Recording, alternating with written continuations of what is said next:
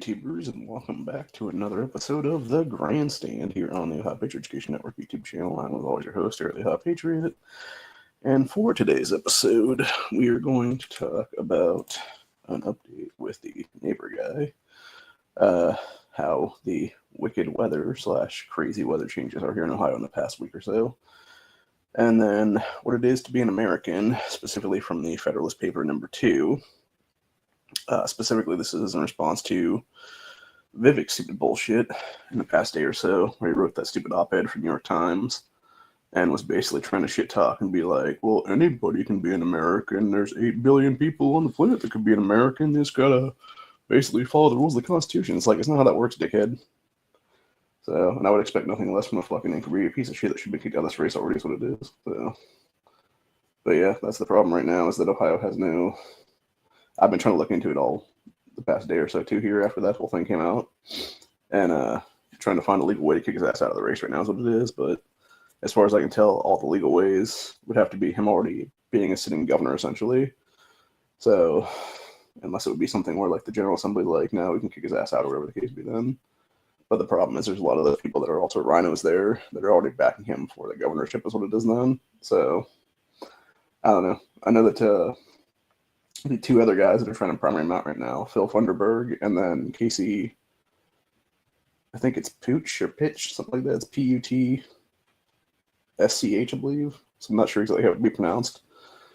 But both these guys are now trying to run against Vivek, and I specifically, under the network's moniker yesterday, I was like, hey, you guys should just team up at this point and just be a single ticket and try to get rid of them that way, since they're both all about kicking his ass out is what it is then after they would, be in the position is what it is there. So, and having like mass deportations of all these like anchor baby types and stuff like that's what it is there. So, yeah, hopefully they'll become a single ticket and be able to primary him out in May is what it is then. It won't be an issue after that. That'll be the case then. So, other people pointed out, since Vivek's little tirade was how, or some people call it a crash out, which I fucking hate that term by the way, because it's literally some ghetto ass black shit that's created what it is there, dude.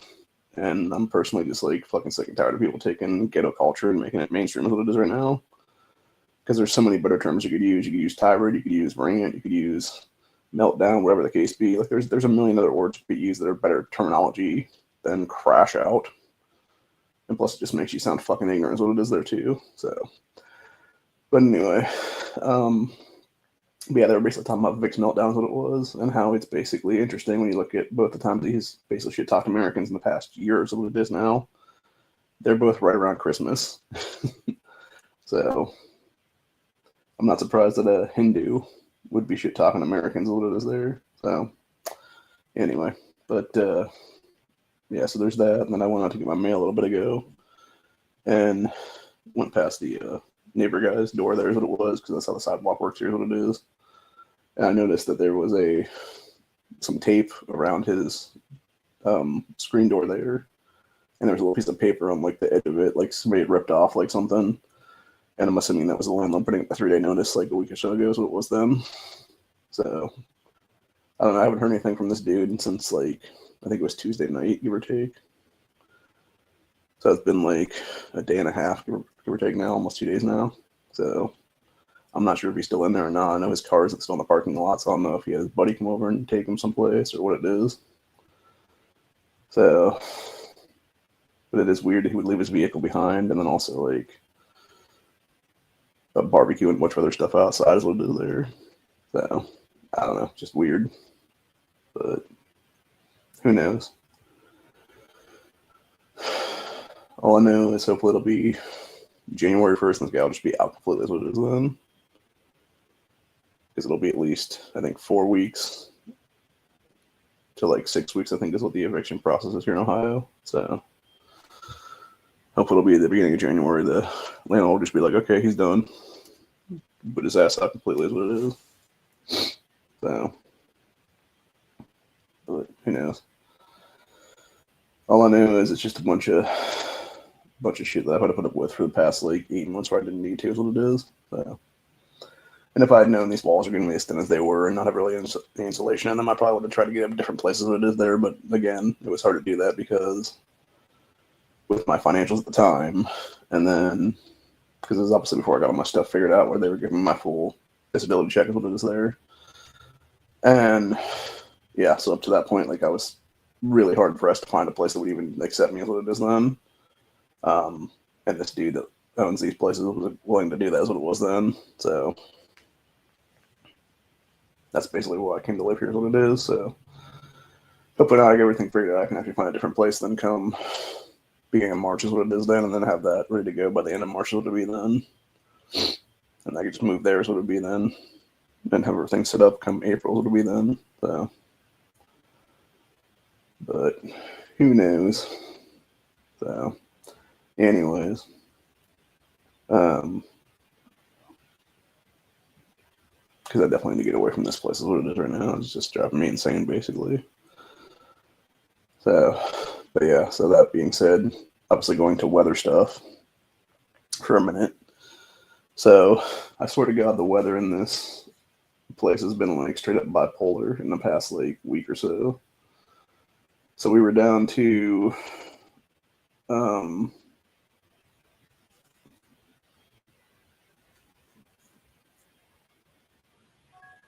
we were down to, it was like 10 degrees or something on Monday or Sunday, Monday, or was it Monday, Tuesday? I think it was Sunday, Monday. And then it got down to like -5 and 6 on Monday. And right now it is literally 55 degrees, with the real feel being 50. And then it's supposed to be raining tonight from 9 p.m. to 2 a.m. And then by tomorrow it'll be like 35 will be the high. So hopefully that doesn't fuck me up too bad with my joints and stuff, because I think usually is what happens there. But yeah, it's just crazy to see, like, we were in like almost single digit weather a couple days ago, and down into negatives for the real feel. And now we're literally up to 50 like a couple days later. But yeah, there's still snow all over the ground outside, which I noticed where it's at outside. It's literally the only place it's not being in direct sunlight is where the snow is still sitting. So, and that's the problem, because it doesn't want to melt is what it is, because it's in that weird shady spot. But it is what it is. So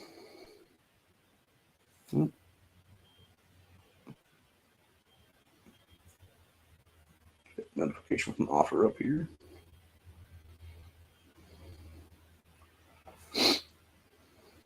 Yeah, I'll check that later. But yeah, so anyway, so yeah, the weather's just fucking crazy is what it is. It's just, I don't know if it's HARP stuff or if it's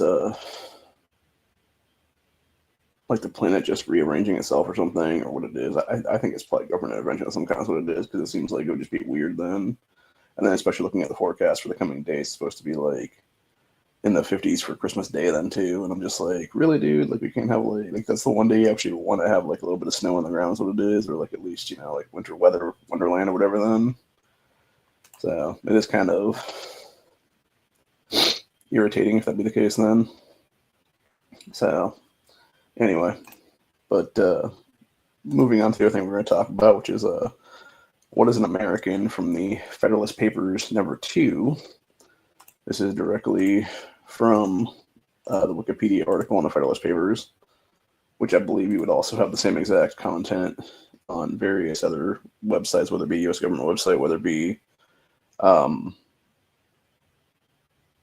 like Yale Law School and stuff like that. That's what it is and stuff like that. So we'll just read it from here is what it is. So Federalist Paper #2, which was titled Concerning Dangers from Foreign Force and Influence, is a political essay written by founding father John Jay.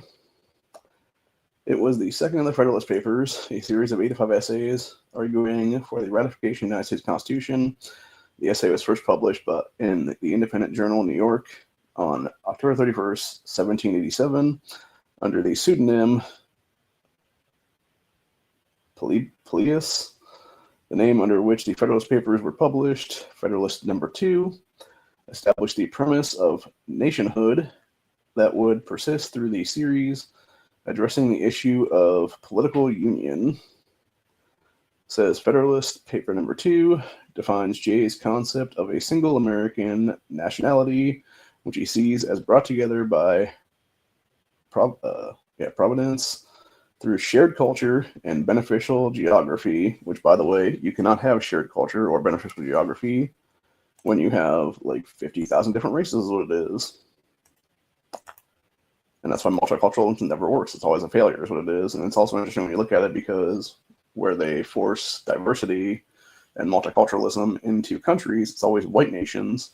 It's never some fucking African nation. It's never some Asian nation. It's never some Indian nation. It's always white European nations and the United States of America.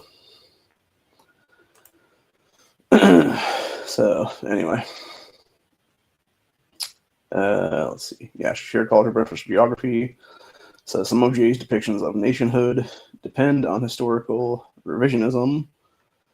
So describing an idealist version of American unity, his vision was a direct response to the anti-federalist claim that Americans were too different to form a single union, and Jay maintained that anti-federalists did not understand or did not care about the fate of the American nation. Federalist number 2 is listed in its criticisms of opponents, instead expressing worry about the consequences should unity fail. It also made the only mention of national rights in the Federalist Papers, an otherwise important concept that guided the American Revolution. Federalist number 2 was followed by 3 more essays that continued on the same topic. Since its publication, the concept of nationality presented in Federalist 2 has been a persistent issue in American politics. It relates directly to debates of nationalism and multiculturalism, and it was most directly challenged by the American Civil War that contradicted Jay's concept of unity. So here's the problem with that, right? So when you look at the American Civil War, what did that do? That created the 14th Amendment, which, by the way, was not created by Founding Fathers. The only thing that Founding Fathers ever created in this country was the Bill of Rights, which was obviously First Amendment of freedom of speech, all the way to the 10th Amendment. Everything after that was basically other people's what it was, including the 14th Amendment that I believe was, I want to say Lincoln and people back then that created the 14th Amendment about like birthright citizenship and stuff like that, which, by the way, this is the thing about the Constitution, is you can ratify the Constitution, which was what we should have been doing years ago with the 14th Amendment, because the truth of the matter was at that time when they did the whole birthright citizenship thing, it was specifically meant for black slaves and their descendants that had been, free people at that point. That's what it was. And the issue there was because the way it was written by the secondary, people at the time that were part of the Civil War and stuff, they wrote it in such a retarded way that it could easily be misinterpreted. And that's how you have all these people that are illegal aliens coming over to our country now, having kids on our soil, and then those kids become anchor babies, what it is then. So, or in the case of Ramaswamy, how his parents came here. His dad specifically came in like 74, 75, and his mom came after that, which I'm guessing probably closer to like 80, 81, somewhere in there. And then he was born 8 months after I was, and 85 is what it was. So, and by the way, at that point, his mom was still not a U.S. citizen, and his dad still is not a U.S. citizen to this day, because he still can't pass the U.S. citizenship test, is what it is there. And his mom wasn't a citizen until like years after his birth, is what it was then, when he was like 2 or 3 years old or something. So, anyway, let's see, continuing on here. For the rest of the Federalist thing, got the summary. It says, John Jay begins by emphasizing the importance of deciding whether the state should be united or separate. He argues that popular opinion has always been in favor of unity until politicians challenge the idea. He then provides arguments that Providence has intended for the states to be one nation, citing both physical and cultural continuity, which, by the way, I want to point something out. When he was talking about that, that was when we had a completely white nation. That was back when all our founding fathers were white guys. That was back when our founding mothers were white women, etc., etc. So Jay also describes a shared political history in which the states entered into revolution and governance as one nation. He turns to the method of governance between the states, describing the government to that point that as one formed urgently in a time of conflict. He compares this to the proceeding undertaken at the Constitutional Convention, which he describes as more unified and more carefully planned. He also credits the members of the convention as being highly qualified and motivated purely by, quote, love of their country. John Jay reminds the reader that their plan should not be blindly accepted or opposed, but carefully considered, likening it to the debate between the first Contestable Congress. He argues, I'm sure I pronounced that word wrong, but my mind is just blanking out right now. So he argues that every Congress since then has supported unity and that this is the will of the people. He concludes that failure to support the proposed constitution will result in disunity. So that's the thing too, by the way. Like, you got to think about this, right? This was like 11 years after the literal American Revolution when this happened. So it was like literally like a decade after the American Revolution was when this dude was writing this stuff. So like it was still fresh in people's mind at that point, obviously. And when you look at everything going on there and how we have had so much change over the decades and the centuries, basically, I don't think people realize that until 1965 with the Hart-Celler Act, aka the Naturalization and Immigration Act of 65, there's what it was. Every single importation into this country, for the most part, was from white European nations. Now, granted, that could have been somebody else that was a different color being over in some European nation, being accepted here is what it is. But for the most part, it was a lot of white people coming over at the time. Like, it was like 90-some% white, if it was, or more. And then it was in 65. You had these two guys, Hart and Celler, who was, I believe, both U.S. senators. Like, I believe they're both U.S. senators. And they basically were like, oh, we need to do this thing to Central America now. And it will totally never demographically shift or anything like that. Within like 5 years, it demographically shifted, by the way, to where it went from being, we were like 95% white country to now where we were a bunch of Latinos in our country is what it is there. And then, of course, it's, continued on since then, what it is. And that's the problem right now, is that you have this disunity because of multiculturalism. And then, of course, you can also somewhat blame the Immigration Act of 1990, because I believe that was what basically created H-1B visas and stuff like that. And that's also what created all these Indian caste systems in our country now, because you have these people that come over here on these various H-1B visas, go into tech industries, they'll create this whole caste system where it's basically, if you're not Indian, you're not going to get into this tech company at all, so it is there. And then you have all these guys that are at the top right now that are either naturalized citizens or something else for that matter that are, legal status here is what it is there. That'll be like, oh, you don't want to, do this grunt work, dude? Okay, cool. You'll just take your visa away and we'll bring somebody else over from India is what it is then. And that's the biggest problem I have with Trump right now, because he keeps flip-flopping on this stuff where he needs to just get rid of H-1B visas entirely. And I would go further than that and say get rid of every single visa at this point, honestly, except for maybe like the exceptional stuff, because there is one that's like, I believe it's called like an O1 or something, or a 01, something like that. And that's basically for people that are exceptional talented. And I could see like having that one specifically, but everything else can go bye-bye forever is what it is then.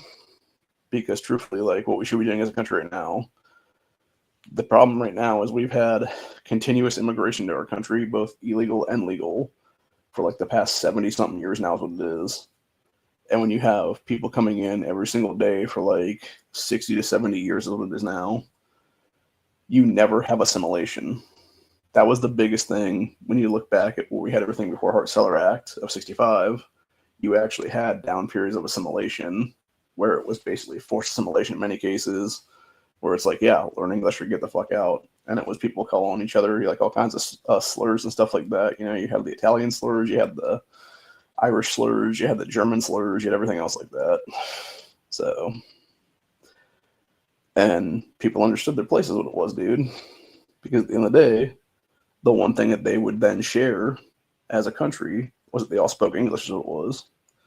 Whereas now, you have these people coming in from El Salvador, Guatemala, Venezuela, Mexico, et cetera, still speaking Spanish, going to their little enclave in some part of some state or whatever it is there, or the same thing with, a bunch of Chinese coming in here and going and making like a Chinatown or a Koreatown or, whatever the case be, whatever Asian nation they're coming from. Malaysia town, something like that, and they'll just speak, their original dialect is what it is. And then they'll never actually want to assimilate what it is there. And that's the biggest problem right there, is when you're not assimilating and then you're talking about how you hate the country, but yet you're willing to destroy the country and, rape and pillage our nation for whatever you can get out of it, basically is what it is there. That's a big problem. And I feel like a lot of these people, whether it be the Somalis there in Minnesota or here in Ohio or in other places for that matter that they're in, like Maine, etc., there, where they're just taking advantage of the system and scamming everybody and stuff like that. Like, yeah, it's time for them to just go, man. It's time for them to be deported back to Somalia. And I would say the same thing with every other Islamic follower. Deport them back to whatever Arab country they came from is what it is there. Because they will never assimilate. They're literally sharks in the water. And they're just circling is what it is right now. And that's why I think we've seen the amount of terrorist attacks we've seen right now in the past few days. Here's what it is. And I would not be surprised if we saw more through Christmas and through the new year, honestly. Like, truthfully, I wouldn't be surprised if we started seeing in the coming months into January and 2026 here, if we started seeing attempted political assassinations of people, too, for that matter, which I am totally against. And I would not be surprised, though, if there were some crazy leftist people out there that were trying to do another Charlie Kirk on somebody else. Would that be the case then? Or maybe even like false flag on their own side, what it is there or something, where they take like a pot shot at one of their own people or whatever the case be, and then try to blame, the right side of history is what it is there. And then it basically becomes this whole thing, or, God forbid, with AI and everything like that, now you don't have to do that stuff, honestly. You could just literally make a video and, make it realistic enough with the AI stuff that they have now, where it just looks like somebody got, either assassinated or attempted assassinated or whatever the case be.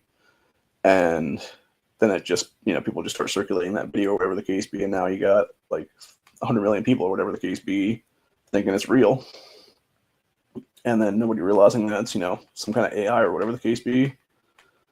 And that's the crazy scary part about artificial intelligence right now is what it is. And that's the thing that scares me personally, because I think that's what they will be doing at some point in the future. The powers that should not be the deep state, whatever you want to call them there at that point, I could easily see them creating crap like that's what it is there. And when you're pushing forward like clearly disinformation and lies and everything else like that's what it is there, it's really hard to get back from there is what it is now. So, but yeah, like it's definitely, it's essentially gaslighting is what it really is, because it makes you think you're like insane basically at the end of the day. But in reality, it's just like your mind is being warped by some kind of artificial intelligence, what it is there. So that's why I think we just need to ban all AI outright is what it is right now. And I would say not only that, but like, not only should America ban AI, we should basically, our government should be doing something like the, I forget what the one kind of compact is called, but it's the one where they can't take weapons into space, basically. Do something kind of like that, where it'd be like an internation compact kind of thing, and it would be every single nation has to sign on to it, and they all basically just destroy AI is what it is then in their own countries. So, because I think that will be the death of humanity at some point there is what it'll be. We'll just be some kind of self-aware Skynet style AI or whatever the case be. And who knows, it might be a couple of them for that matter, for all we know. So, I don't know. It's definitely something to keep in the front of your mind, is what it is, because it's one of those situations where it definitely is a scary thought to think about, and it could easily happen is what it is, and it's just a matter of time, I think, honestly. And that's why I think, truthfully, like when you go back into human history and how we had like various things like the whole like Noah's Ark flood and stuff like that, I wouldn't be surprised if we actually had like a previous set of humanity at that point that was like way, way more advanced than we are right now. And they basically just got, to that point of like the computer advancement where it basically was just like the AI or whatever, or some kind of other entity for that matter, just taking over and just destroying humanity for a little bit of time or whatever it was there. And then we just rebuilt from the ashes what it is. And people that were still alive at that point that were like, younger and stuff like that didn't even know what happened basically. And so it never got properly written down then. Or God forbid, you could look back at the Roman Empire and stuff like that. Like look at how you had the Library of Alexandria burned there. And you had, I think it was Mark Antony and a couple other people that were out in the, like there was a bunch of different warships out in the sea there is what it was. just watching it burn. But there's also been talk over the generations now of how, specifically in that case, it might have been them in that seat, like in that little like bay place or whatever there, because they had actually raided the Library of Alexandria for various things, and then basically took all that stuff, whether it be the creation. I forget what the actual thing was called. It wasn't wildfire, but it was something similar to that though. Like whatever they had in that Game of Thrones show that they called like wildfire, it was something similar to that basically like burned forever is what it is. And people think that they took like the recipe for that stuff and put it on one of them ships, and then that ship went to the Vatican is what it was, and the Vatican's basement is now where that stuff's being contained for the last, X amount of centuries what it is there. I wouldn't be surprised by it, honestly. Like there's a lot of crazy shit like that that's being hidden from humanity is what it is there. And I think in a lot of cases the reason why is because it literally just goes down to power and influence is what it is there, where, if you have the power to have that stuff and you can basically reshape the world with it, like why wouldn't you want to have it, under wraps and have it be like a small amount of people having access to it is what it is then, like whether it be 1 to 5 or whether it be like 10 or 20, whatever it is there, versus, 7-8 billion people having the ability to check it out and do stuff with it. So, but yeah, it's all just greed, influence, power, etc. Absolute power corrupts absolutely is what it is there. So I'm not surprised by it. And like I said, I'm not surprised that you had people like Ramaswamy go on this whole like retarded tirade against supposedly the Gripper movement, but in reality it was basically just shit talking Americans entirely is what it is there. So good luck to him. And hopefully he gets primaried the fuck out in May is what it is then, if we can't find a way to kick his ass out of the race before that, obviously. I'll go into more tomorrow about that whole thing on Freedom Friday. And we'll read his whole stupid ass New York Times op-ed, and then we'll read a couple people have done responses to him since then, what it is.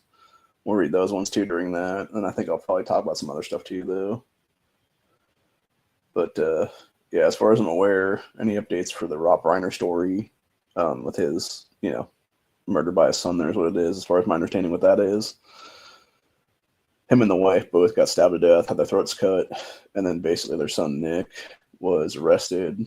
I think he was put on like a $4 million bond or something like that that's now been rescinded to a no bond if in prison then for till the trial happens there, whatever it is. And then, of course, you had it come out later that the three of them were at Conan O'Brien's house for some kind of a holiday party or something, where it was basically a public argument. So it's not surprising either on that one. I also would not be surprised, like I said previously when I started talking about this a couple of days ago, that I believe personally it'll come out at some point in the near future, whether it be during the trial itself or some of the time after that be the case, that Nick Reiner was actually molested by either his father or other people in Hollywood for that matter. So if that's the case, so be it, but who knows? It's just a sad story either way, honestly. And it's, it's one of those things though, where this is the problem with Hollywood when you're protecting, predators and stuff like that left and right. And then you have these kids that are basically being preyed upon daily just because they want to be child stars or whatever the case be. And it's just absolutely disgusting is what it is. And I know from looking back now, I think it was about a decade ago or so, give or take. I want to say it was around 2015. There was a documentary that came out then called An Open Secret. And it was basically all these young guys that were in their like late 20s, early 30s then, that had been part of Hollywood back in late 90s, so it was there, like 99, 2000, someplace in there. And it was basically how a lot of them were preyed upon by this guy who was supposed to be a casting, or wait, was he a casting director? No, sorry, he was an agent. That's what it was. He was supposed to be a talent agent, and he basically was like, oh yeah, you guys can't, because it was like going to the parents, these young guys, what it was then, and was like, oh yeah, you guys can't afford to come to Hollywood or move to Hollywood or whatever the case be, because it's like too expensive or whatever, but like your son can totally come live with me in my 6 or 7 room mansion is what it was. This guy was giving them the spiel for. And these parents were like, okay, cool. 15-year-old son, go live with this guy then, or whatever the kid was, like 13, 14, whatever at the time. And of course that guy molested them is what it was then. And then, pimped him out to other people as it was in Hollywood as well for that matter. And yeah, it's just disgusting shit like that, honestly. And I think that's exactly why the worst thing you do as a parent is obviously let your kid become a Hollywood star is what it is, man, because especially if they're a young boy or like a teenage boy or whatever the case be, because yeah, it's like, from my understanding from that documentary, it was like, I think like an 80-20 split or something like that, where it was the young guys that were being preyed upon versus the young girls that were being preyed upon. So I don't know if it's still like that or not, or if it's more of a 50-50 now, but yeah, it's disgusting stuff, dude, is what it is. And these people all just need to burn in hell is what it is, honestly. So in a just world, Hollywood would have already burned at this point, honestly. But unfortunately, we don't live in a just world. We live in a world of pedophiles protecting pedophiles. And unfortunately, when you have the Epstein files being released, to this day in the real capacity, it really does make you look at Trump and be like, dude, what the fuck? So, but yeah, it's just a bunch of shit, honestly. And the reason I bring up him, obviously, is because he did like a whole presidential address thing last night where he was basically like, oh yeah, the economy's so great and everything else like that. It's like, is it though? Because from where I'm sitting, all the grocery prices are still way the fuck up there, buddy. And so is everything else for that matter. So, oh, by the way, where the hell's the $5,000 Doge check we were all promised back like, 6 months ago, whatever it was. So, I don't know. It's just irritating either way. And the reason I bring it up, obviously, is because he mentioned that address last night. He's supposed to be giving military $1,776 checks for like some kind of bonus pay or something like that, which is absolute bullshit in of itself because it's all money that was already directed to military stuff. So that's the one thing I will say with Donald Trump. He is a really good bullshit artist, and he is definitely a he is definitely a narcissistic asshole. He is also very much about the nepotism, and as long as you're willing to suck his dick, basically he'll give you a high praise, and that's why I think he's endorsed people like Vivek is what it is there. Is because they basically, drop to their knees and bloom, essentially is what it is there. I don't know if they actually physically sucked his dick or not, but I'm saying like metaphorically they, drop their knees and blew his ass is what it is there. So, which would it surprise me if they actually legitimately blew him or not? No, it would not surprise me at all if that be the case then. So, anyway. You gotta remember Trump was a 90s Democrat for like 50 years is what it is there, man. So, and it seems like a lot of the stuff he's backpedaled on now is all 90s Democrat bullshit. So, anyway. I don't know. The next couple of years will be interesting to see. But I definitely think there's going to be some really fucked up stuff happening in the next like 6 months or so here. So, I feel like 2026 is going to be a very wild ride. And it's one of those ones where I definitely want to find a place where I could be that would be easily able to get out of in quick fashion if I needed to. So, anyway. But, yeah, on that note, though.